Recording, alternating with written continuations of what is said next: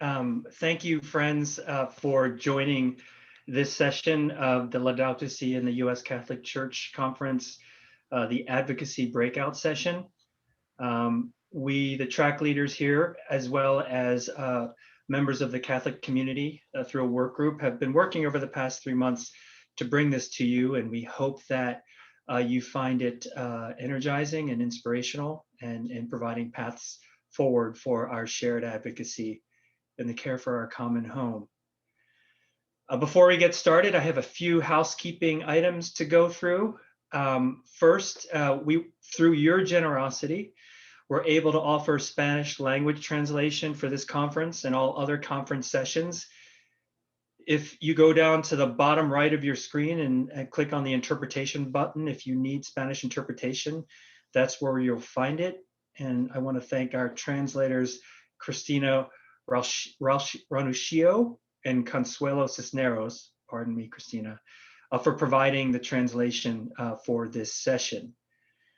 Secondly, the session is being recorded and will be sent to all registered participants sometime next week.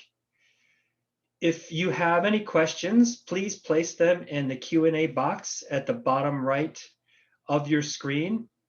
You can also chat through the chat function, the middle icon at the bottom of your screen for participant-to-participant interaction. So thank you for bearing through those administrative items. I first wanted to make a few opening comments and then hand it off to Chris Kerr to lead us into prayer, which is to say, many of us here understand and experience the bitter divisions that are going on in our country. We're also experiencing many of the climate impacts and the anxiety that comes with the understanding of the impacts that climate is having upon us, our nation, our future, and our world. And we feel the urgency for dramatic action to address the crisis. And though we are also here as people of faith, of this great Catholic tradition, of its ineffable power, the power of God, his Son, our Lord Jesus Christ, and the Holy Spirit. In our faith, our great faith, our tradition, our spirituality, our mysticism, our theology, our liturgy, our pastoral care over 2,000 years can transcend these bitter divides and help heal ourselves, our neighbors, our nation, and our world. And this is what we bring to the table for this climate crisis, in love for one another and in love for God, because with God, nothing is impossible. And so with these understandings, I want to hand it off to Chris to lead us in prayer, and a prayer that all of you know quite well. So Chris, feel free. Thanks, Jose. And as we prepare ourselves for prayer today, I think it's important to remember that Pope Francis's Laudato Si, offers us both a moral and a spiritual challenge to care for our common home. So we see the link between our faith and our responsibility to act for the care of our common home. And I'd also invite us to bring with us those who have been lost, who have been killed for their work, caring for creation, people like Sister Dorothy Stang, Berta Caceres, and Father Stan Swami, who recently died while being imprisoned for his human rights and environmental advocacy in India. So we bring all those folks with us. We bring our gratitude for creation, for God's gift that we are guests in this home. And we offer up the prayer of St. Francis. Lord, make me an instrument of your peace. Where there is hatred, let me sow love. Where there is injury, pardon. Where there is doubt, faith. Where there is despair, hope. Where there is darkness, light. And where there is sadness, joy. O divine Master, grant that I may not so much seek to be consoled as to console, to be understood as to understand, to be loved as to love. For it is in giving that we receive, it is in pardoning that we are pardoned, and it is in dying that we are born to eternal life. Amen. In the name of the Father, the Son, the Holy Spirit. Amen. Thank you. Thank you, Chris. So I first wanted to explain the process of how we come to this space, and then share with you the agenda, and then have our presenters move forward with that agenda. About 3 months ago, the Covenant gathered these track leaders who you see today, and we also invited members of the Catholic community to be a part of our deliberations, to help inform and advise us on directions forward. And I wanted to acknowledge those folks now, and just bring them up on the screen. And I've been very grateful. We've been exceptionally grateful for the wisdom that they've brought to this space. And so, wanting to specifically acknowledge David Babcock, who is the leader of the Diocesan Care for the Common Home Task Force for the Diocese of Syracuse. Patricia Bailey, Community Outreach Horticulturalist in Newport, Rhode Island. Jeffrey Barber, the President of Integrative Strategies Forum of Washington, D.C. Ted Berg, Care for Creation Task Force for the Archdiocese of Cincinnati. Ray Burnell, Christian Brothers Investment Services, who also served as our lead, one of our leads in the last advocacy track in the first conference. Darlene Gamboa of San Bernardino, California. Tiffany Furr Grantham, Secretary of the Democratic Environmental Caucus of Florida. Herta Okwankwo, Virginia Beach, Virginia. Karen Onthank, Executive Director, Integrative Strategies Forum, Washington, D.C. And Mike Reeling, Cleveland, Ohio.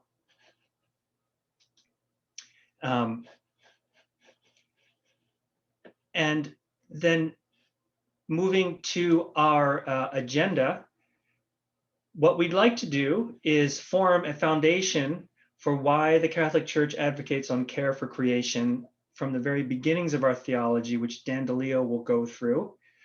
And then Meghan, Chris, and Marianne will then talk about diverse examples of Catholic advocacy. And then I will conclude with some future steps related to our U.S. Catholic advocacy and ways that we, as one church, one body, can move forward together in a more unified fashion in the coming months. And so with that, I'm absolutely delighted to hand it off to Dan DiLeo. So Dan. Well, thank you, Jose, and thank you to all of you for joining us today and for all the conference sessions that folks have attended. My background, I'm a Catholic moral theologian. I specialize in Catholic social teaching and climate change, and I've been a consultant with the Covenant for more than a decade. And what I want to do today is outline the foundations of this climate justice work, this advocacy work. And so my hope, the outcome for today, is that folks will recognize and be able to articulate why climate justice through political advocacy is essential to the Church's mission and to the fullness of faith, especially for U.S. Catholics. And I want to start this way because in my experience, both here at Creighton, but also with the Covenant, appreciating the why of Catholic climate action, why we're doing this as a church and people of faith, can deepen individual and communal commitments to what must be done. Before we start talking about what needs to be done, we need to understand why we're committed to this work as a church and why it's essential, not just, as Pope Francis says, an optional add-on. And I want to start this progression, and it'll be a kind of a systematic progression to outline the Church's theological foundations, is to begin with love. And in the Catholic tradition, we can talk about love using the insights from St. Thomas Aquinas, that love is willing and acting for the good. We talk about love in lots of different ways, but when we speak about love, especially as we about friends or family or creation, we're talking about willing and acting for the good. The good is understood as flourishing. In the Judeo-Christian tradition, love is in many ways synonymous with justice, and this is going to be important when we start talking about the church's mission. And we can talk about justice in lots of different ways, but at the core of our tradition, the biblical idea of justice, as John Donahue, the scripture scholar, says, is that biblical justice is fidelity to the demands of a relationship. When justice is spoken about in the Hebrew Bible, it's in the context of the covenant between God and God's people. And in the New Testament, justice is spoken of in terms of the new covenant, the new commandment, that is to say, love. And we love in all of the different relationships for which we're created. And so we're called to love one another as part of the expression of biblical justice. We're also called to love God, and we're called to love ourselves. And this idea of self-love is really the hinge between transformative, loving relationship with God and love of neighbor. That relationship with God transforms a person and enables rightly ordered self-love that then can be lived out in relationship with non-human neighbors, but also with human neighbors, but also with non-human creation. And so we're reminded in Genesis 2:15 that we're called to cultivate and care for creation. We're called to love creation. And so as the U.S. bishops described in their pastoral document on racism, Open Wide Our Hearts, this is the original meaning of justice, where we're in right relationship, we're in love with God, with oneself, I'll take the liberty of adding that there, with one another, and with the rest of God's creation. So when we speak about love and justice in the Catholic tradition, in a very profound way, we're speaking of synonymous terms. Love and justice is synonymous. And when we think about living this out, in the Catholic tradition, love is traditionally understood as lived out through two types of action. This is the resource, 2 Feet of Love in Action from the U.S. bishops. First foot is charitable works. This is meeting basic needs and providing direct aid to individuals. This is the corporal works of mercy to persons currently needing service and aid. And this is wonderful and essential. But in the Catholic tradition, this alone is insufficient because charitable works always have to be complemented by social justice, work to reform the systems and structures and policies that necessitate charitable works in the first place. So while we go to shelters and accompany persons experiencing homelessness, we're also called to ask, why are they experiencing homelessness? Is it a lack of access to healthcare? Is it a lack of access to safe and affordable housing? Is there a legislative barrier? So in the Catholic tradition, love requires both of these feet. And when we start talking about social justice, inevitably we're talking about politics. And so I'm going to add politics to the title here. But I want to define the term because this is going to be really important in terms of understanding the church's mission. And I realize this is going to be text heavy today, but I want folks to have the primary sources to be able to refer back to this and develop their understanding in the future. And politics can be defined, I think, helpfully in this way. Coming from the Greek polis, meaning city, politics is how we organize and govern ourselves in a group. Politics includes the entire range of rules, practices, and institutions under whose guidance we live together in societies. This is coming from the theologian Kenneth Himes in his book, Christianity and the Political Order. And he says, in sum, politics is about how we shall establish the processes of human cooperation necessary for people to live together, all the activities that structure life in society. And when we think about politics in this way, it involves several other related terms. It involves advocacy, namely public support or recommendation for a particular cause or policy. Politics involves talking about what policies should or shouldn't be enacted. Politics involves the state. And in the Catholic tradition, the state is understood as the entity whose whole raison d'etre, its reason for being, is the realization of the common good. That's why the state exists. And in the Catholic tradition, the role of the state is mediated by the principle of subsidiarity. And the principle of subsidiarity says that the state should intervene as little as possible, so there's a preference for less intervention, but as much as necessary to protect and promote the common good for which it exists. So little as possible, as much as necessary, first really articulated by Pius XI in Quadragesimo Anno. So in the Catholic tradition, we're talking about love, social justice, and politics. And they're connected really by the anthropology, the theological anthropology, and understanding of what it means to be human. In the Catholic tradition, this is coming from the US Bishop's 1986 document, Economic Justice for All, human dignity can be realized and protected only in community.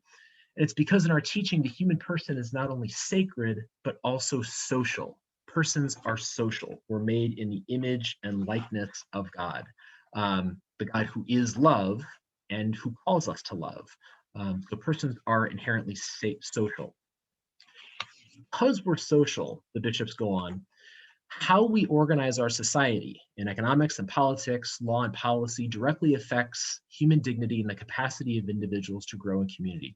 The obligation to love our neighbor has an individual dimension, charitable works, but love also requires a broader social commitment to the common good, social justice. And this is nothing new. It maybe seemed new in 2015 when Francis published Laudato Si, and he talked about this in slightly different terms, but this has been part of our tradition for a long time. In Laudato Si, Francis puts it this way: love, overflowing with small gestures of mutual care, is also civic and political, and it makes itself felt in every action that seeks to build a better world. Love affects not only relationships between individuals, but also macro relationships, social, economic, and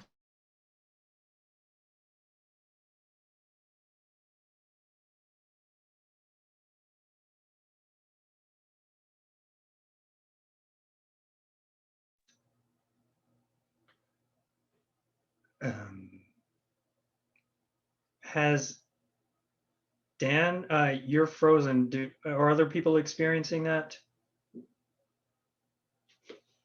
Frozen. Hold on, let me text Dan.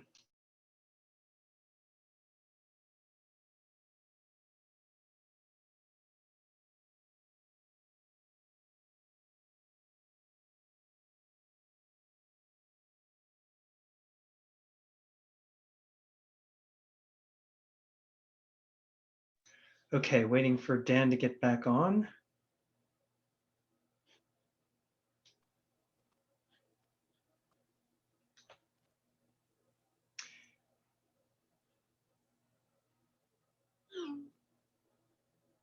Start my video. Okay. Okay, let me see how I can do this.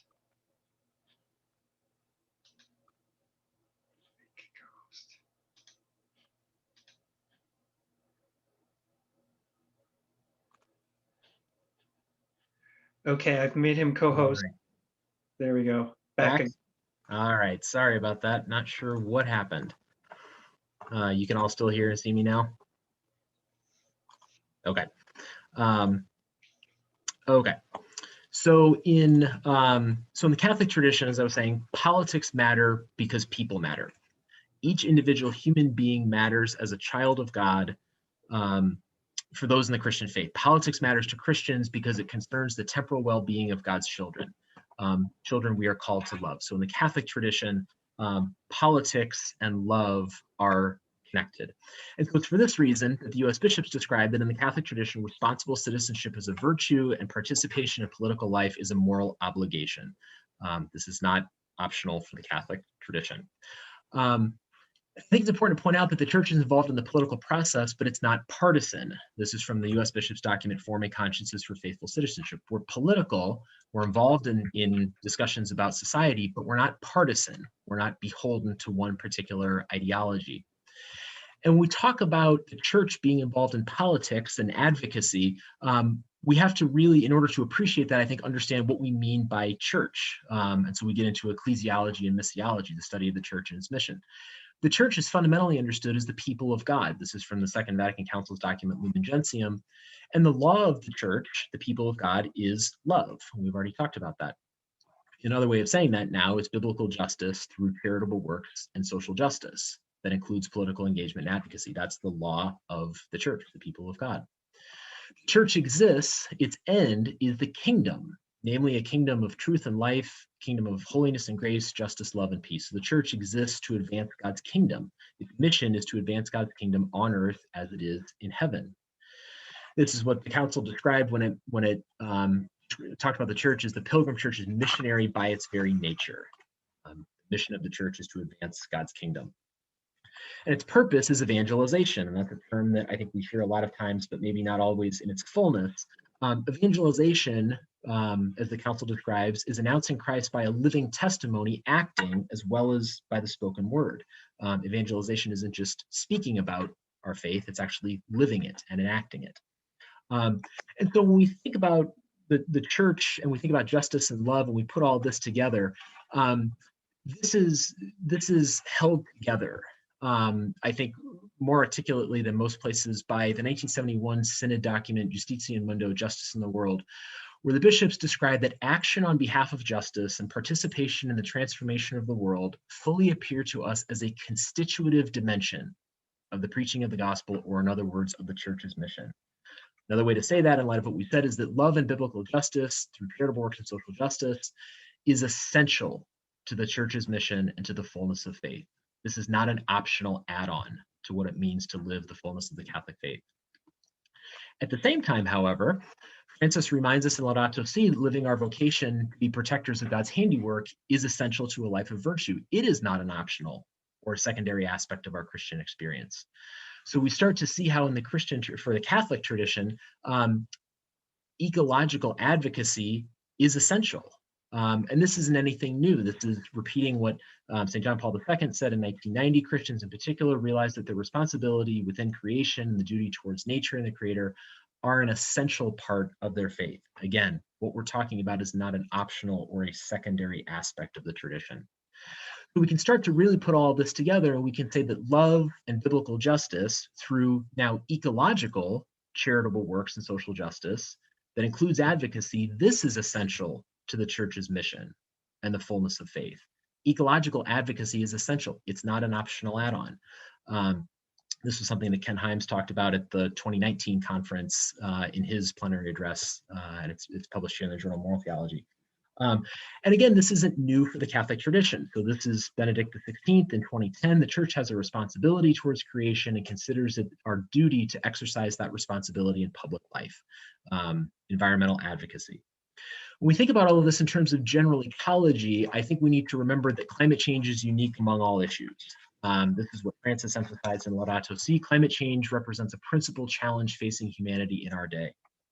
And it's so for several different reasons. As we all hopefully are aware at this conference, the scope of climate change is unlike any other issue. Climate change threatens grave implications, environmental, social, economic, political, and for the distribution of goods. And I think in one of the most arresting insights that's been brought to my attention, my colleague here at Creighton, Richard Miller, wrote an article in 2016 in Theological Studies, and he's written that at 4 to 6 degrees Celsius of warming, the carrying capacity of the planet could be reduced to between 500 million and 1 billion people. And here he's citing Hans Schellenhuber from the Potsdam Institute, who's also a member of the Vatican's Pontifical Academy of Sciences, and Kevin Anderson from the Tyndall Center.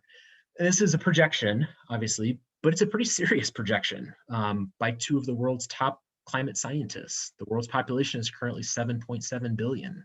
A carrying capacity of 1 billion would be 87% of humanity. So this is an existential threat, potentially. This issue is unlike any other. This issue is urgent. As Francis reminds us, time is of the essence, and it's because of the tipping points around global warming. We've talked about 1.5 degrees as being the warming tipping point, and as the Intergovernmental Panel on Climate Change has summarized, global carbon emissions have to be reduced 45% from 2010 levels by 2030 and reach net zero by 2050 to reach this 1.5 degree benchmark. And we'll talk more about that later on today. And we've got some policies, right? We've got the Paris Agreement, but the Paris Agreement on its own, at least at this point, won't get us there. From the United Nations, if we rely only on the current commitments to the Paris Agreement, temperatures can be expected to rise 3.2 degrees this century. So the Paris Agreement as it stands is not sufficient relative to the science. Climate change is systematic and integral. It's a global problem. Strategies for a solution demand an integrated approach. We will not bike our way out of the climate crisis. This requires politics, systems, and structures, and it has to be guided by subsidiarity, the lowest possible but the highest necessary level of state intervention to protect and promote the common good. And finally, climate change is a unique injustice. We have to continue to be aware that regarding climate change, there are differentiated responsibilities.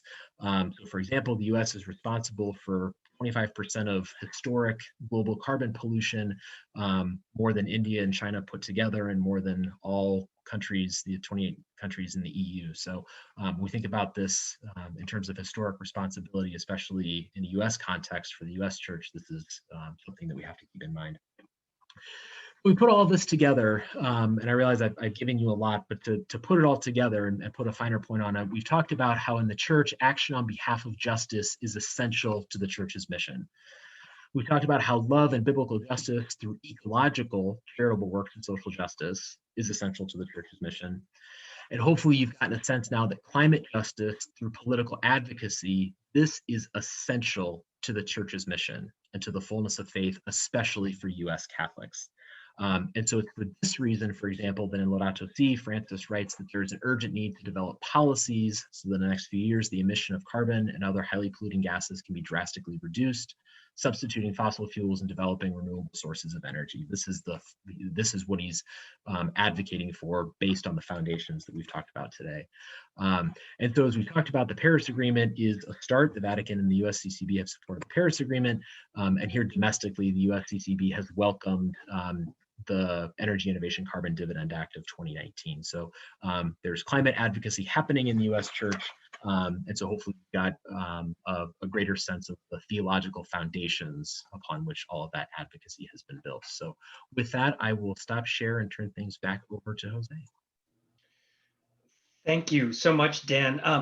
And before we move on to our other presenters, noting that a lot of people are interested in the information you provided as well as the PowerPoints. And I did reference to folks that you've condensed into 15 minutes, years of scholarship and practically an entire course that you provide to your students. So wondering how might they be able to receive this information, whether they can receive your PowerPoint, anything?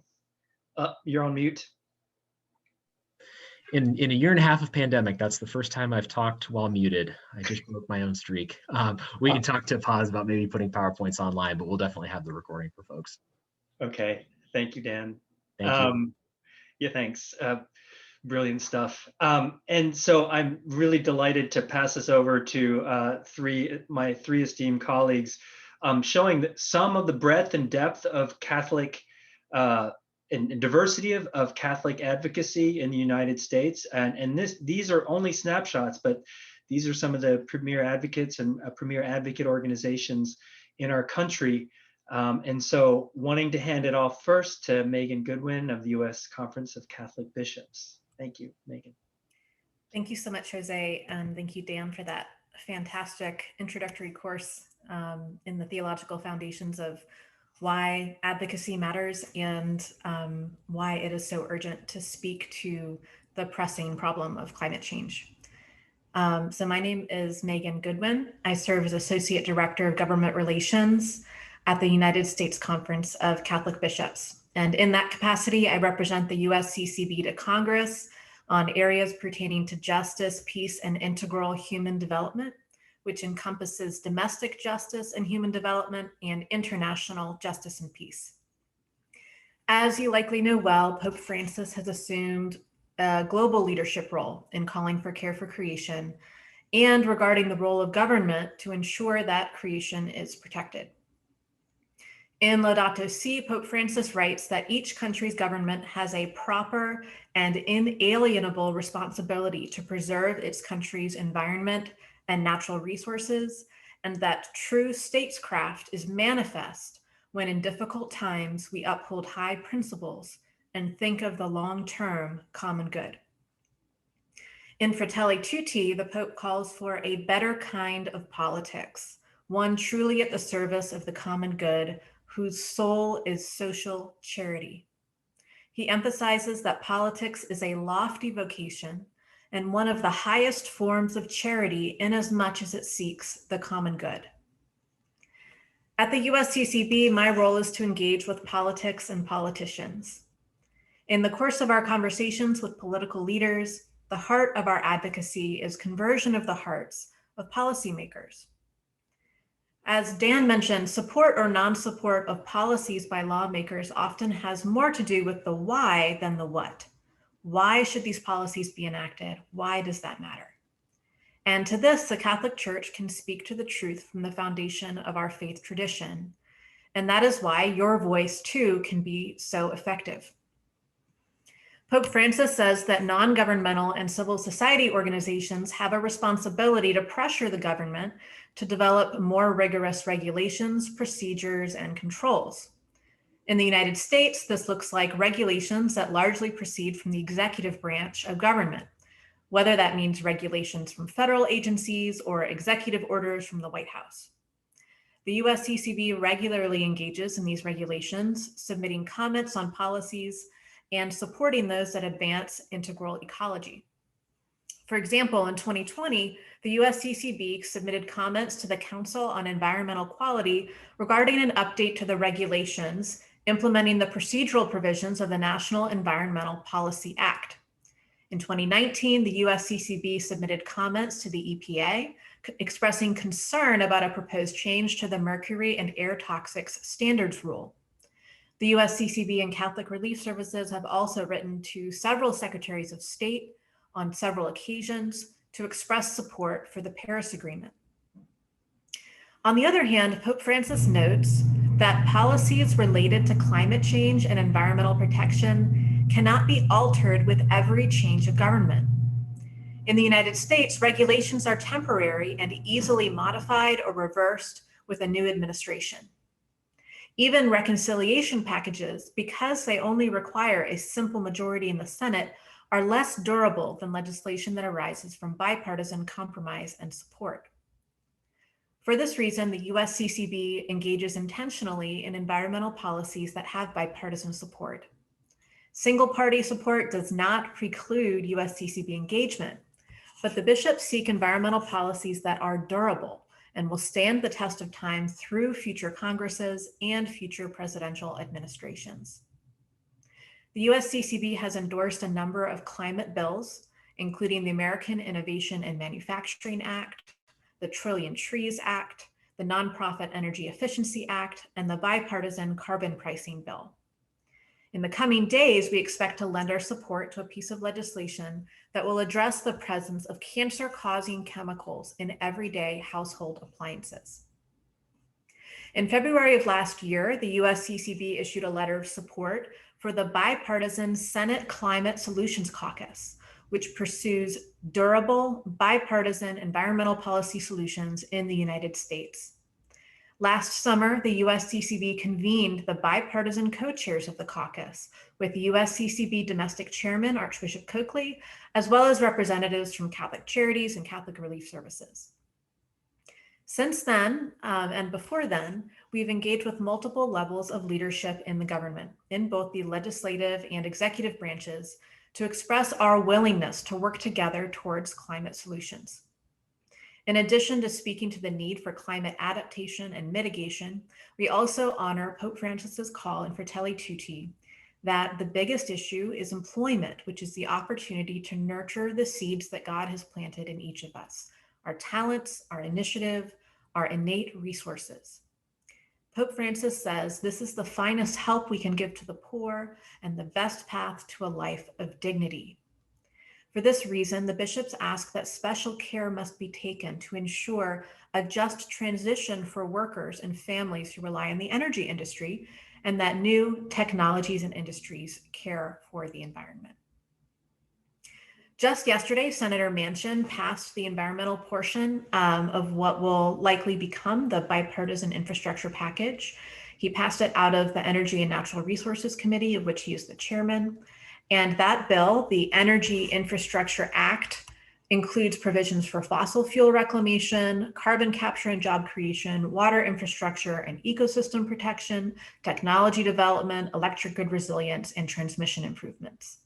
We are carefully reviewing the contents of this bill and are tracking additional environmental proposals that may be incorporated as part of a reconciliation infrastructure package in the fall. In addition to the infrastructure package, the USCCB will soon express support for bipartisan legislation that addresses the presence of PFAS, harmful cancer-causing chemicals in everyday household items. And we also support the Senate version of the Trillion Trees Act and forms of reforestation that also honor biodiversity. The USCCB continues to engage in legislation and federal action that relates to the environment, always speaking to an integral ecology that protects the poor and protects the environment. Thank you for your support and presence here today and for standing with the church in defense of God's creation. Thank you so much, Megan. That was wonderful. Pleased to hand it off to Chris. Thank you.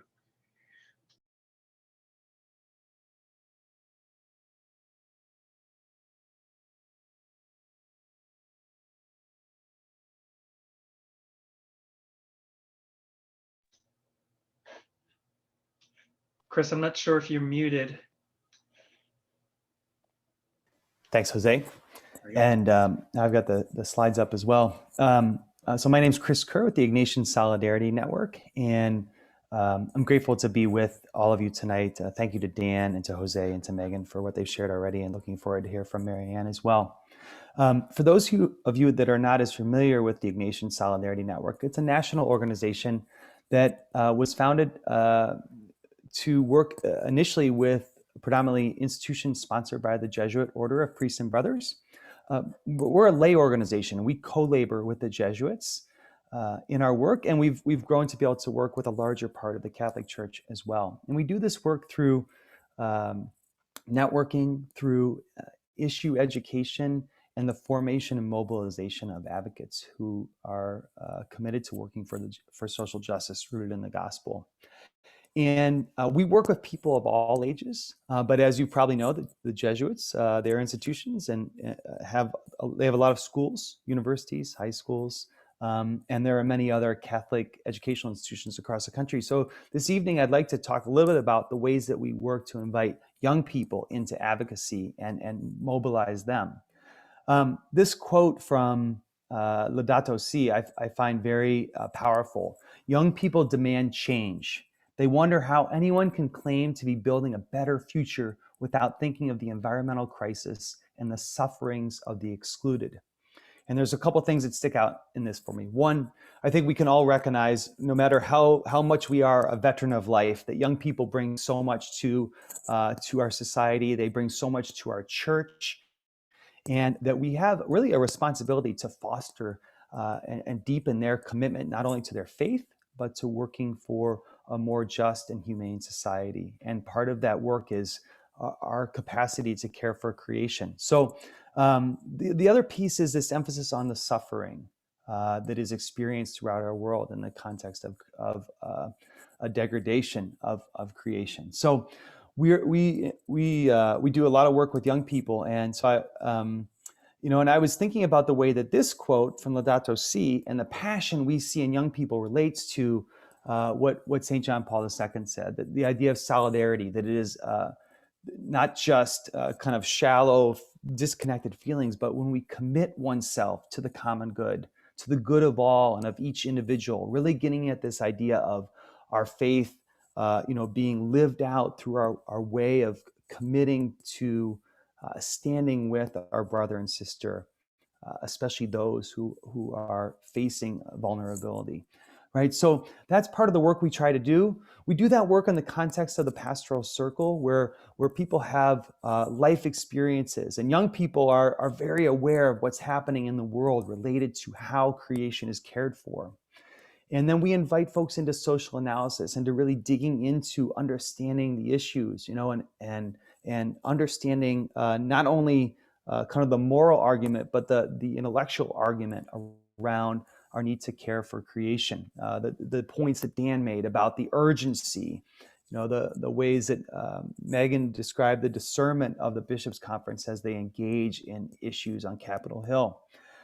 Then comes that kind of faithful reflection and prayer that leads us to action. And our conversation tonight about advocacy is that action, right? And we hope that that pastoral circle continues on, that we can invite as many advocates, but particularly young advocates, into this.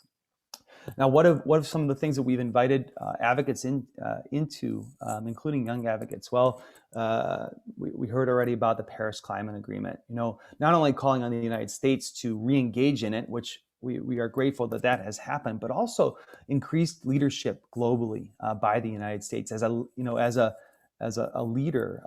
We're a leader in the world in so many other ways. We should be so in the context of caring for creation as well. For the health and protection of urban residents through lower carbon emission standards, and for the international protection of environmental justice advocates, often with those advocates who've been lost in mind, people who I mentioned in our opening prayer, Sister Dorothy, Bertha, Father Stan, folks like that. We try to first help young advocates understand the basic elements of advocacy, to really think about the realities of our world that they're concerned about, whether it's the situation of urban residents and the air they're breathing, or it's the quality of water in a community, or it's people much farther away from their home. To really think about that, to understand that, to think about who holds the power to respond to those concerns. We don't want to be calling our mayor or a city council member about a federal environmental issue, right? We want to make sure that we're directing our advocacy in the right place. What are the ways that change can happen? Is it about regulatory policy? Is it about legislation and having laws that will change things? Are there other ways? Is it corporate behavior that needs to change? Things like that.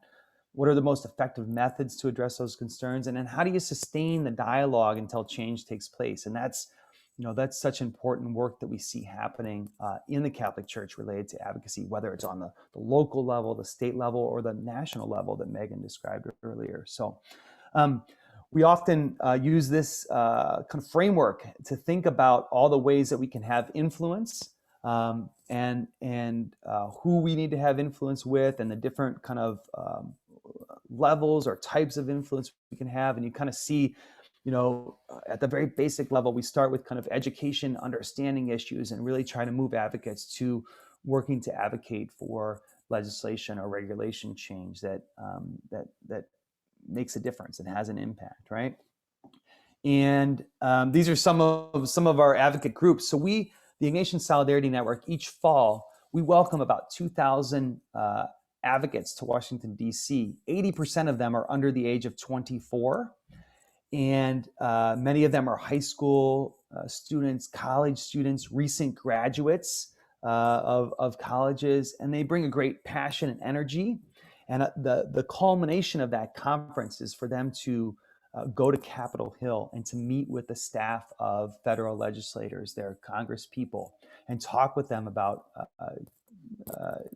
policy topics that are important to them, important to our network, important to the work of the church. And so these are some of the groups of advocates that we've worked with over the years, and we find this to be tremendously empowering. The sense of self-efficacy that comes from visiting legislators on Capitol Hill is something that lasts a lifetime. It goes beyond just the issues that they bring that day, but they suddenly have a sense of efficacy that they can go and engage policymakers on an issue that they're passionate about back at home. They don't have to come to Washington, of course, to do it. And right now, of course, so much of the way we've engaged legislators federally has been via Zoom and things like that. So lots of ways we can do that.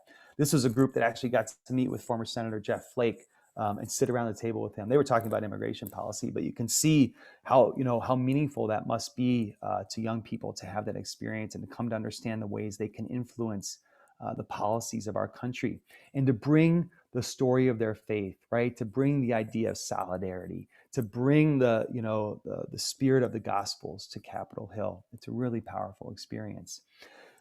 We focus a lot on helping young folks and all of our advocates to have the capacity to engage members of Congress and other representatives at the state level or local level through in-person visits. And we see this as a really important way of advocating. I put the stat up here. It was from a few years ago, that those who are on the staffs of federal legislators recognize the importance of in-person visits and the way they can influence the decisions of their Congress member. You can kind of see this hierarchy of how different types of advocacy, in-person visits, individualized email messages, letters in the mail, phone calls, email messages, how those all could all influence a member of Congress. So we do a lot of training and formation around in-person visits to members of Congress. We actually developed this training guide for in-person visits. And if you are hip and have a smartphone and want to kind of take a look at that, you can actually hold your smartphone up to that little QR code in the bottom right with your camera on, and it'll take you directly to that training guide if you'd like to look at that right now. And I'm sure this will get shared later as well. But in this training guide, it's for schools and parishes. It can be used for young people and people who are veterans of life as well. It has key concepts on how to organize in-person or virtual meetings with legislators. And it includes meeting planning materials to kind of get a group organized and prepared to both for the before, the during, and the after, because so much of it is about sustaining a relationship with members of Congress or other people in positions of power after we leave their offices. And really quickly, before I finish up, I mentioned the Ignatian Family Teach-In for Justice, and all of you are welcome to join us either virtually in October or in person in November in Washington, D.C. And if you, like I said, if you're hip and you've got a smartphone, you can put it on there. I also, a number of folks on this, a number of organizations on this call, the Covenant and Sisters of Mercy, have been involved with this 21-day environmental justice challenge that helps people, potential advocates, learn more about the relationship between our faith and issues of environmental injustice. And so I encourage you to check that out as well. So thank you so much. I hope this was an opportunity to kind of enlighten you on some of our work, particularly with young people. So I'll turn it back over to Jose. Thank you, Chris. Brilliant stuff. Wanting to hand it off to Marianne from the Sisters of Mercy. Thank you, Chris. Thank you so much. It's a privilege to be here and share with all of you. I've been asked to share two experiences, very different experiences. And the first one is in a role that I share with many of you as a member of a parish. I happen to be a member of a parish in the state of Maryland. And so I want to tell you about the formation and the activities of a very loose group of Catholics that we call Maryland Catholics for Our Common Home. And this began about 2.5 years ago, where we had some Catholics from several parishes in Maryland. We came together to talk about how we might speak out for important state environmental legislation. At the time, we were particularly interested in the Maryland Clean Energy Jobs Act. And that was a bill that would increase the state's renewable electricity standard to 50% of the total grid by 2030. And it would require the state to examine pathways for achieving 100% clean energy by 2040. And so we decided to organize an event at a church in the state capital of Annapolis at a key moment during the 2019 legislative session. We just used spreading the word through our parishes, through people we knew, and with some organizational support from Interfaith Power and Light. And we turned out about 100 Catholics, including some clergy. We had a teach-in, we had a prayer service, and then we had a procession to the State House. And at the State House, many of us met with our legislators. And I think I have some pictures here that I want to show you, if I can find it on my screen. Doesn't seem like it. Oh, here we go.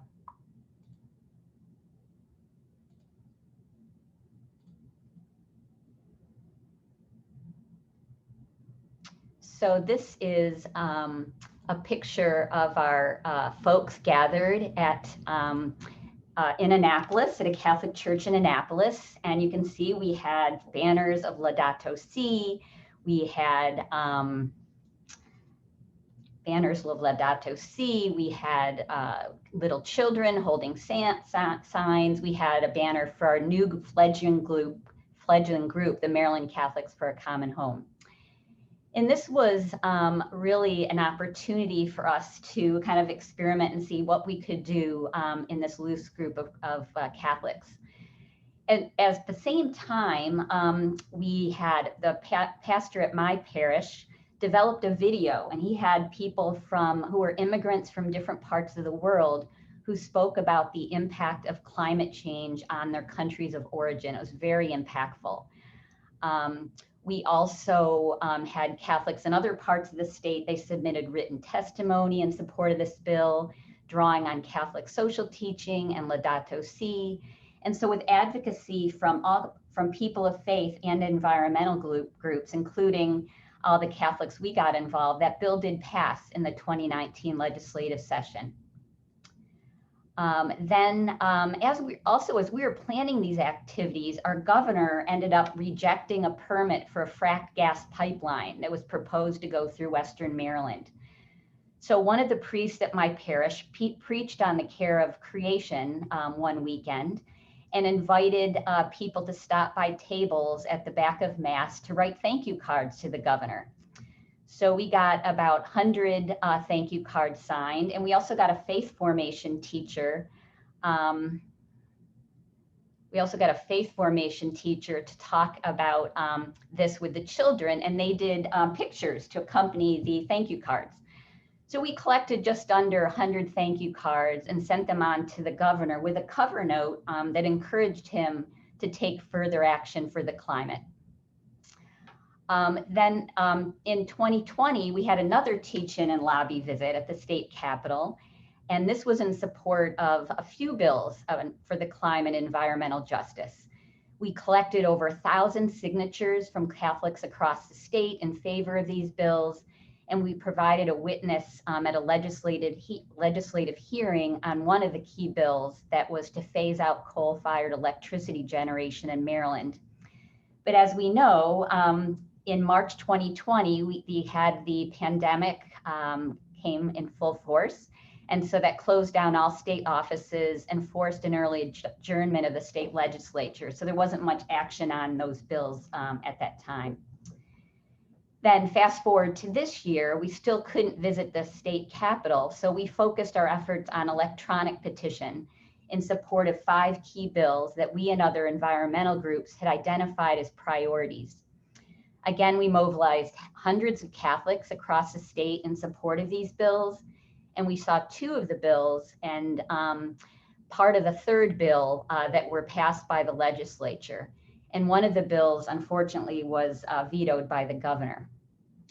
Now, amidst all this activity, we also reached out to the Maryland Catholic Conference, which is the official lobbying arm of Maryland's Catholic bishops, to encourage them to prioritize environmental legislation in their work. And we had a virtual meeting with some of their staff this year, and we hope to continue these conversations.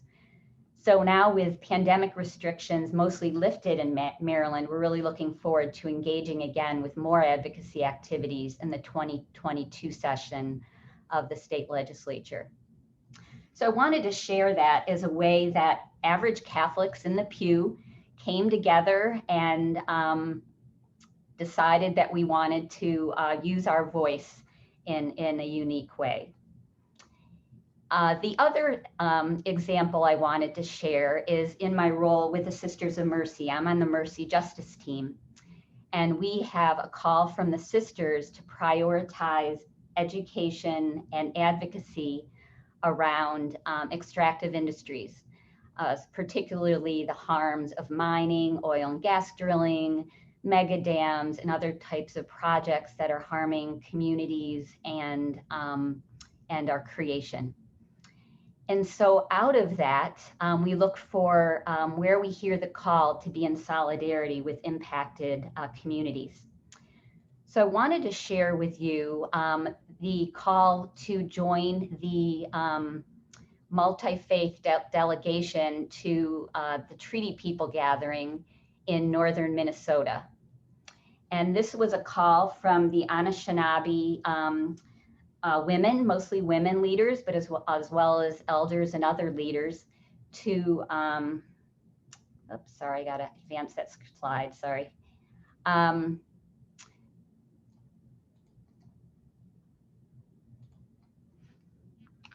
So this was a call from the Anishinaabe and, in northern Minnesota for people of faith and others to come to the headwaters of the Mississippi You can see the sign. This is indicating the very start of the Mississippi, and it's near these headwaters of the Mississippi that a company called Enbridge is planning the Line 3 pipeline.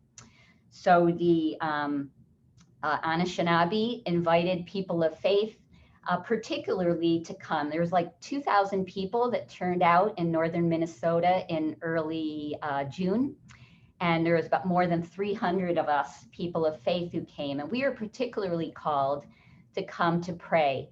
So we prayed together. We prayed with the indigenous leaders, indigenous elders at the headwaters of the Mississippi. And really, it was an incredibly powerful experience. We also had a lot of teachings. We learned about the treaties. It was called the Treaty People Gathering because they're really wanting to educate us about the importance of treaties and how the Anishinaabe have in the treaties with the US government, they have the right to hunt, to fish, and to cultivate their wild rice. And they are very concerned that those treaty rights won't mean much if there's contamination of the land, contamination of the water. So we learned a lot about the treaties. We also learned about the interconnections of so many issues. This was the time when we were just hearing about the 215 children whose bodies were found at a boarding school in Canada. And we were told that just a couple miles from where we were meeting, there was a Catholic boarding school. We learned about missing and murdered Indigenous women and how all these issues are very, very interconnected. So I wanted to share this as an example of how we hear the call of people experiencing injustice and how we respond. And while not all of us might have the opportunity to travel to these locations of injustices, we certainly have the opportunity to hear their stories, to watch them when they speak to us in video, to read their testimonies, and to respond as people of faith, as Catholics, out of the our call, as Dan so clearly laid the foundation for us earlier on. So thank you for letting me share these experiences, and hopefully in some way they inspire you to consider about your own engagement. Wonderful. Thank you, Marianne. And thank you for your prophetic witness in Minnesota, and also all three of you demonstrating the breadth of Catholic advocacy, from grassroots to citizen advocacy to the highest levels of Congress and the administration, both very complex as well as very grounded in our faith. And so, having seen some of the diversity and knowing that this is just these are just a few of the examples, knowing, for example, that the adorers of the blood of Christ literally sitting in front of the construction of a pipeline and going through litigation, seeing that we have Christian organizations and Catholic organizations standing up against investment and doing some shareholder advocacy, recognizing that our church, especially our U.S. Catholic Church, is so diverse. We've got 70 million U.S. Catholics and thousands of institutions across hospitals and schools and NGOs, colleges, religious orders, that we as a church, if we are brought together, can be an incredible, powerful moral voice for our nation. And we brought this consideration into our deliberations, the advocacy work group, as well as the track leaders, in trying to figure out ways that we can step forward more unified. And so the covenant, we, the covenant team, had a huddle today, and Dan, you mentioned, in many ways we are a convener of concerns. We are, one of our initial iterations as an organization was as a coalition. And so we, in these advocacy deliberations, have come up with next steps, which I want to share with you, on how we can, we the covenant can help foster and facilitate greater unity and greater understanding and diversity of these various Catholic advocacy expressions. So a couple of the next steps that this advocacy work group have come up with are in our efforts to consolidate the diversity of Catholic expressions of advocacy related to creation, care for creation, integral ecology, climate justice, environmental justice, and climate change, is to build out an advocacy webpage that houses the plethora of all these issues on the local, state, national, and international levels. And we want to be able to provide that service to any interested Catholic who just wants to see what our Catholic institutions are doing, both within the church as well as with other allies in the interfaith and other communities, so that you get that feeling and you're able to participate to the extent that you want to. We also want to convene a monthly meeting of Catholics, both individuals and institutional representatives, on these issues for continued dialogue, consultation, collaboration, and the receipt of new ideas. And hopefully through this convening, we can find greater unity in some of those issues that we care deeply about. And then lastly, and I did a brief presentation on this at the plenary session yesterday, we have come up with a letter and petition campaign, and many people have had their hand in developing this, and they have given the covenant permission to share this with you. And so what I'd like to do is share my screen and show you what this, and introduce to you this new letter writing campaign and petition campaign that is being launched on our new website, which is a Catholic-wide website. It's not a covenant per se website, that my colleague Elena introduced yesterday, called godsplanet.us. And so I'm going to go ahead and show this to you, which I hope captures many of the themes that we've been talking about before, with this desire for greater unity across our church. And so on the godsplanet.us site, if you click on the Get Involved tab, and we're just going to run through this, there is an advocacy tab that takes you to a Catholic petition for individuals to sign, and then a letter for Catholic institutions to sign. And the petition is much shorter, and it is a sort of a condensation of a lot of the themes that are in the letter for institutions, which you are free to sign today and to share with your colleagues, as well as your church leaders moving forward. And it is directed at President Biden and members of members of the U.S. Congress, based on our Catholic principles, to work together beyond partisanship and for the common good, and to enact ambitious national solutions, and to demonstrate global leadership that address the sources and threats of climate change and respond to the cry of the earth and the cry of the poor. Two major aspects of this are, we're calling for actions that drastically reduce greenhouse gas emissions to keep global warming under 1.5 degrees Celsius increase. And then we're also asking our nation's political leaders to consistently prioritize the needs of peoples most vulnerable to the impacts of climate change. And the design and funding of national and international programs that generate climate resilience, ecosystem restoration and conservation, clean energy and water infrastructure, and just transitions for peoples impacted by the shift to a low carbon future. And we truly want this to be a moral call that is beyond partisanship. And quote Pope Francis in Laudato Si, what kind of world do we want to leave to those who come after us, to children who are now growing up? And we ask this in a prayerful and humble way.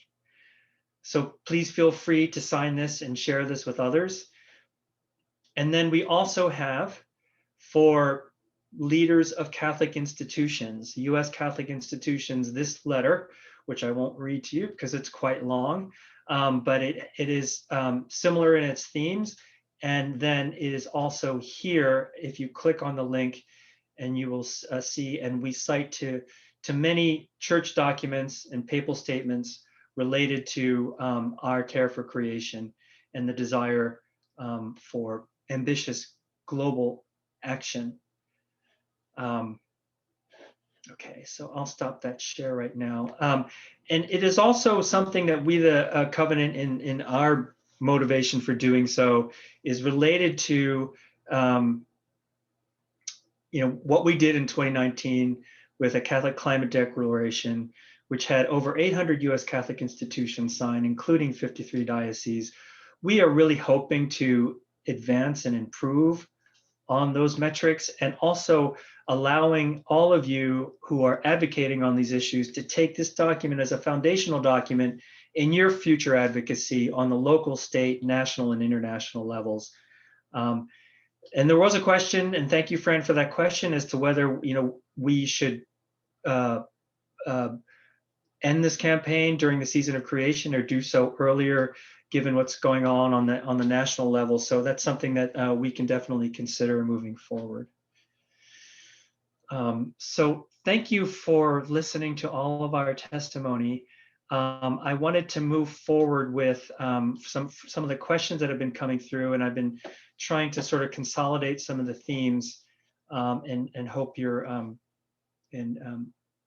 hope I reflect many of these themes in a good way moving forward. And the first one is, and Dan, right in your bailiwick, is how many of us feel that there is a disconnect in our church and with our church leaders when it comes to progress on care for creation. How can we can you tell us what your experience and research has been with regard to this disconnect, and can you and other panelists provide our participants some insights into how we can further weave this into the statements and the pulpits and the publications of our church leaders? Sure. Dan. So yeah, I think this is something I've experienced personally and academically and pastorally, that Francis talks about this as being essential and not a secondary or optional add-on. And in my experience, for many Catholics and for many church leaders, ecological concerns and attention to climate change are secondary or optional add-ons.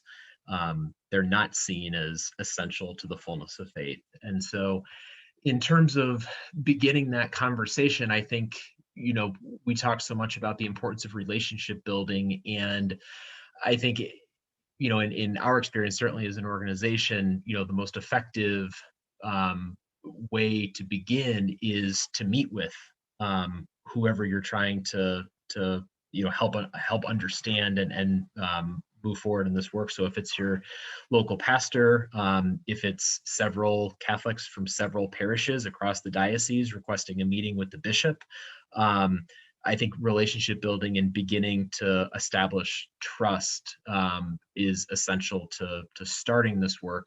And I think helping, it's why I go back to mission. I did it in the higher ed talk today. I did it today, starting with the why and helping people understand what we're asking for, but understand why we're asking for. I think starting with that, in my experience, has enabled much more progress in terms of the what and taking substantive action. So I'm not sure if Marianne or Meghan has additional thoughts, but for me, relationship building and starting with mission are the two kind of prerequisites to moving forward on the what.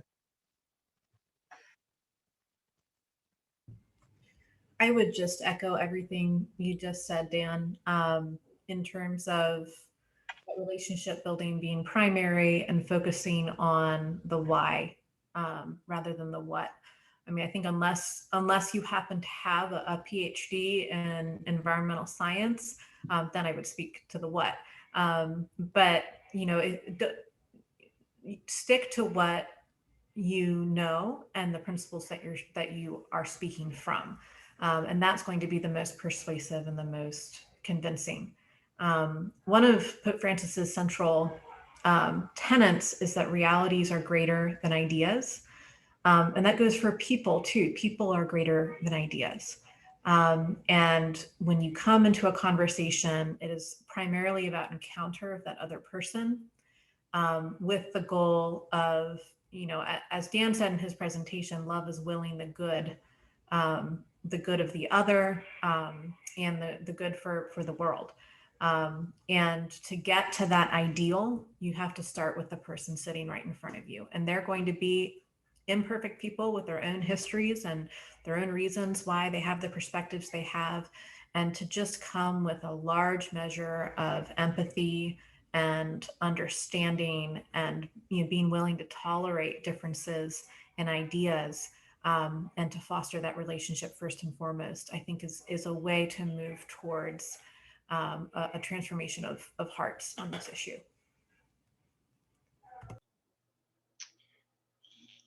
Thank you. Marianne, you have any thoughts on this question? No, they said it all. Okay, very good. I have a consolidating some questions for Meghan. A lot of people were delighted to hear the breadth and of USCCB advocacy. Can you, and you actually gave this recommendation during the plenary session of when you presented at our first conference, can you share with people how they can get better informed of the USCCB's work in this area? Sure. So right now, let me drop in the chat a message that was published. Let me make sure this goes to everyone. That was published on the 5th anniversary of Laudato Si, and that will give you a really good, in there it links to a document that's pretty extensive that goes through all of our historical actions since the publication of Laudato Si, and the first 5 years between its publication and the anniversary celebration last year. And then moving forward, in order to stay plugged in, I would recommend that you sign up for the newsletter that's run out of JPHD. It's called Notes for Neighbors. And that tends to give more regular updates on the work that Justice, Peace, and Human Development at the USCCB is doing. And signing up for our action alerts if you want to be alerted when we are taking action. And I think there is a specific filter that you can select where you want, if you only want to receive action alerts related to the environment, you can check as many topics as you want, immigration, the environment, poverty. And then when action alerts go out, we'll time them for crucial moments when policymakers need to hear from their constituents. And we'll send out an action alert saying, can you please call your representative or your senators and express your support for X, Y, or Z. And so those are a few good follow-up ways to stay plugged into what the USCCB is continuing to do. And there are a lot of great resources linked in that document for past statements, past letters, and it's just really a great resource to rely on. Thank you, Meghan. And also to note that one of our participants, Lonnie, sent the link to the Voter Voice campaign in support of infrastructure and environmental justice sensitive aspects of infrastructure. So, and I just re-clicked that or resent that to folks. And to note that I do get your alerts, USCCB's alerts on my cell phone and my email too. So please, folks, feel free to enlist, if you will, in USCCB's efforts. Okay, let me go back here. Okay, I'm gonna go back to a little bit of a challenging question that I'll leave for Dan and possibly Meghan. What kind of efforts can we take to promote care for creation and prioritize it as a, quote, pro-life issue, specifically by elevating care for creation as a distinct office and by directing dioceses to honor the moral obligations cited in Laudato Si? Tough question, but I welcome any thoughts that you may have. I can kick it off briefly and say that often our domestic justice office will co-sign on letters on environmental policies with our pro-life office. And we especially tend to do that when it concerns pregnant women and unborn children. And so if there's, for example, is a toxin in the air or in the soil or in household, just regular things that you would have around the house that is known to cause birth defects and things like that, that is something that typically we will jointly send alongside our pro-life colleagues. And so because there's a explicit relation to the unborn child. So I think that's a good place to start. And of course, with the broader question of justice, peace, and integral human development is oriented towards the good of the human person. And that's the life and dignity of all human people.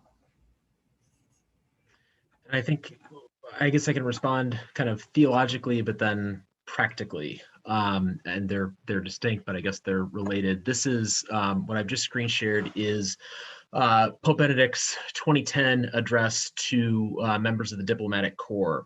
And in his message, he says, if we wish to build true peace, how can we separate or even set at odds the protection of the environment and the protection of human life, including the life of the unborn?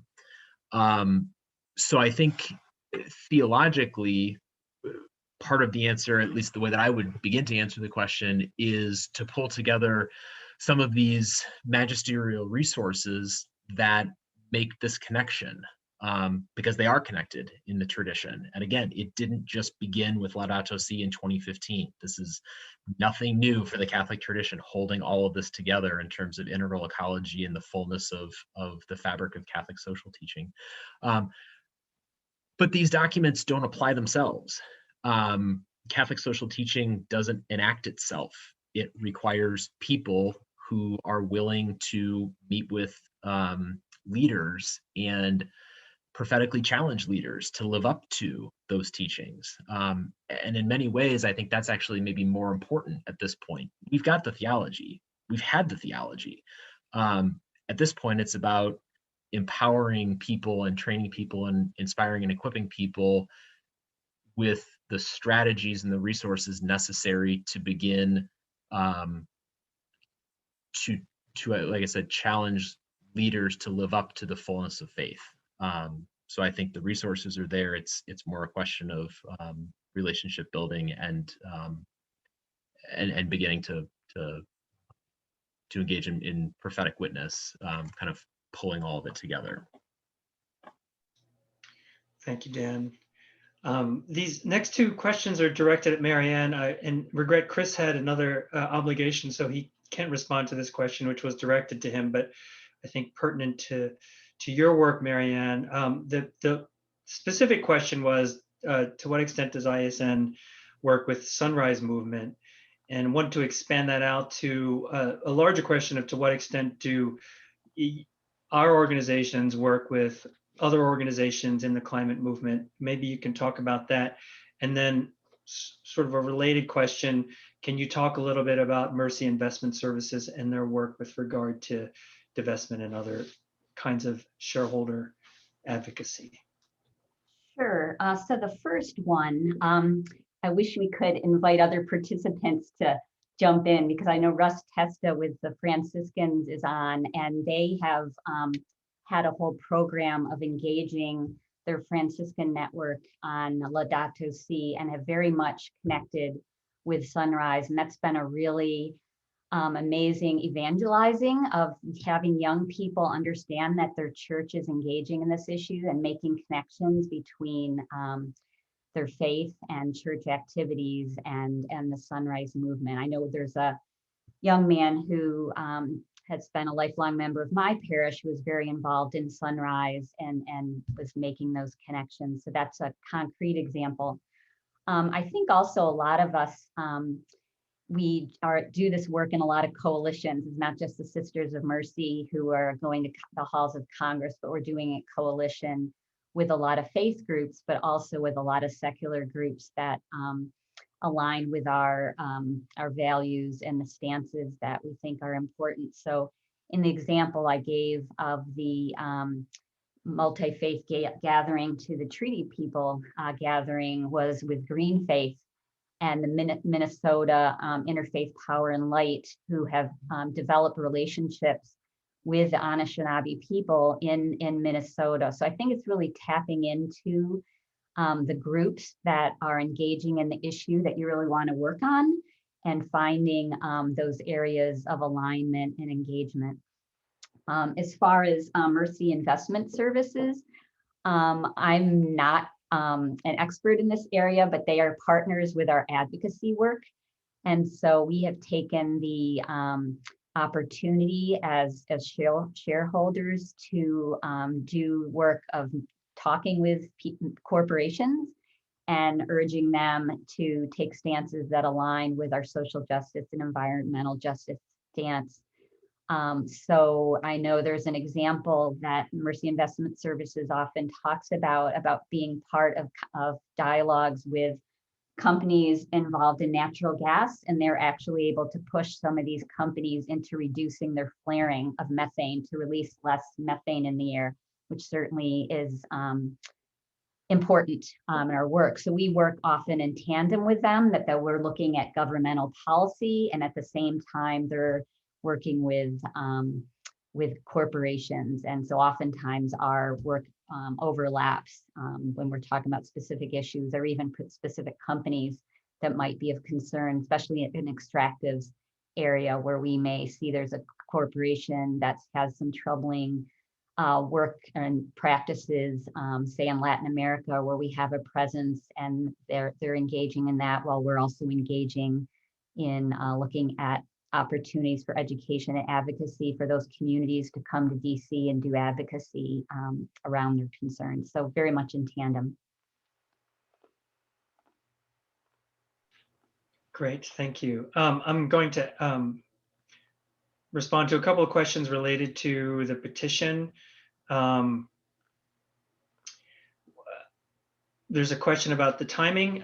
So we plan to receive signatures on the petition until the season of creation, which is September 1st to October 4th, and would like to hand deliver the signatures of constituents, of the specific constituents of each legislator after that time. Although now we're open to some consideration with regard to the national legislation, but we definitely want to have an impact on encouraging the administration to take international leadership prior to the UNFCCC negotiations in Glasgow in November. So it's a little bit in flux, and we're actually taking your input right now to consider the most efficacious way to move forward. So, thank you for those questions. Second question was related to how does this petition compare with the Global Catholic Climate Movement's petition related to Healthy Planet, Healthy People. Before I answer that question, or Marianne, you can perhaps help me answer that question. Could you describe for us GCCM's petition, and then we can talk about how they may be different and how they may be complementary? Sure. So the Global Catholic Climate Movement has a petition that is aimed at global leaders. So I think they're very complementary in that the Catholic petition that we're talking about at this conference is directed at President Biden and members of Congress. And the GCCM petition is really directed at leaders around the world, particularly the host of the international climate talks in Glasgow, and then all the leaders who would be attending that. I think another distinction is that the global petition is a dual focus on climate and biodiversity, because there's important international talks on both those issues coming up, whereas we've focused on our domestic one on climate change. Well said. And I just dropped a link to the Catholic petition in the chat box. While we're on and you answered that well. Nothing more for me to say. A question to Meghan. Has the USCCB endorsed the latest version of the Energy Innovation and Carbon Dividend Act, HR 2307? We have not endorsed the latest version of the Energy Innovation and Carbon Dividend Act. That doesn't mean that we oppose it, simply because we were hearing that sort of mixed feedback in terms of its prospect moving forward. So it's still under review on our end. It's a determination hasn't been made about whether to invest our efforts in that bill at this time. Thank you. And I did want to note that the Catholic Climate Covenant does support the bill. We recognize right now that it is not bipartisan, and our efforts are steered towards getting bipartisan support for that bill. And we are also generally supportive of carbon pricing as long as it is progressive in its impacts on especially our lower income brothers and sisters. One question, a more general question, is our engagement, and I think this is an advocate, our engagement is usually more effective with those who know us, and even better with those who have come to trust and respect us. So how do we best spend our time in terms of advocacy? I suppose beyond those who know and love and trust us. A general question. So welcome any of your panelists to talk about those approaches.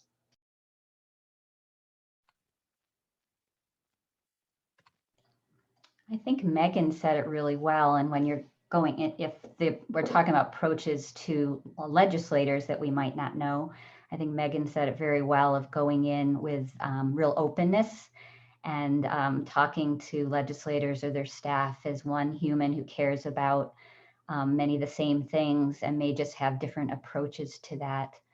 And I think additionally, I would say that, bringing human experiences, I often tell people that, people can argue with your facts. You can get in all kinds of debates around what things that people have read or seen, and try to shoot down people's what they believe. But it's very hard to shoot down people's experiences. So I think leading with your own experience or leading with the experience of others is always very powerful. Particularly if you're going into a talk with someone that you don't already have a relationship with, so they can really understand some emotional depth to the issue and not just the facts that you might be bringing as well. Okay, thank you. I feel like I've covered most of the questions, unless some come in late. I know there's some very specific questions directed at you, Marianne, with regard to films and pictures, etc. I also wanted to note a recent comment that came into the chat, and the Covenant recognizes conference-wide that we wanted this to be an interactive conference, but we were also so impressed by the number of participants that have come that we've had to sort of, channel and restrict the interactive dimension of this conference in many regards, and in this session in particular. But I also want to note, though, that this monthly conference call that we're developing with regard to advocacy is a way for us to start to broaden that engagement and really loosen the reins and allow for a much more healthy dialogue and really receive the input of Catholic advocates moving forward. And so I want to apologize for the feeling that this is kind of a talking heads Q&A.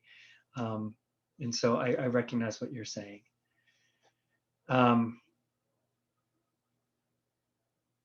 Okay. Okay, we're gonna bring this CRS. Okay. Well, okay, we're gonna ask. This is a very pertinent question regarding our national dimensions here, and this will be our final question, if you don't mind, before we go to closing prayer, which is, will the bishops speak out on voting rights? I believe a letter just went out on voting rights. So you should be able to find that on the USCCB website. And it is a statement of principles. We have a long and storied history of weighing in favorably on the right to vote and the right of all individuals to have access to vote. And that principles letter can be found at usccb.org. Great, thank you. One thing I would say, if I could just follow up to that, Jose, because I think this, to reiterate something that we talked about in the higher ed panel, one of my colleagues here at Creighton, Rich Miller, has sponsored a lecture series, a climate lecture series. And the last one, the title has stuck with me for the last couple of years. We're the ones we've been waiting for. And I was reminded of that just now when Meghan was saying that, because there was a comment that I read over in the chat that somebody said, it seems like there's a disconnect, that, these statements don't trickle down, and there's kind of a log jam. And I guess when you were saying that, Meghan, I was thinking about, we're the ones that we've been waiting for in terms of this letter being taken to parishes or taken to chanceries and taken to bishops by Catholics who are concerned and who are organizing, who are beginning to leverage power and in new and prophetic ways, and begin to take what the church already has, but to begin to apply it in maybe more dynamic ways. So I think I appreciate you naming that new letter coming out, but I think, at least from reading the chat, there's a sense that these things don't always trickle down. And I just want to emphasize that in terms of them moving beyond the statement level, we're the ones we've been waiting for in terms of bringing this more broadly into the Catholic world and into the U.S. public square. Amen, Dan. Thank you. Great closing remarks. And hearkening to what we know in the Nicene Creed, that we believe in one holy Catholic and Apostolic Church, really praying for the unity within our church, and to have the strength and the moral strength to move the needle of our nation's compass towards climate action, towards justice. That's why I'm in this work. That's why I'm in this vocation. And so I want to close with the Holy Spirit prayer, and want to thank all of you for your dedication and your perseverance in this vocation, in this faith-filled work. So with that, I will close with the Holy Spirit prayer.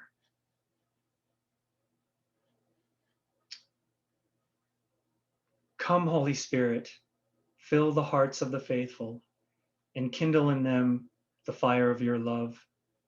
Send forth your Spirit, and they shall be created, and you shall renew the face of the earth. Amen. The Father, and the Son, and the Holy Spirit. Thank you, friends.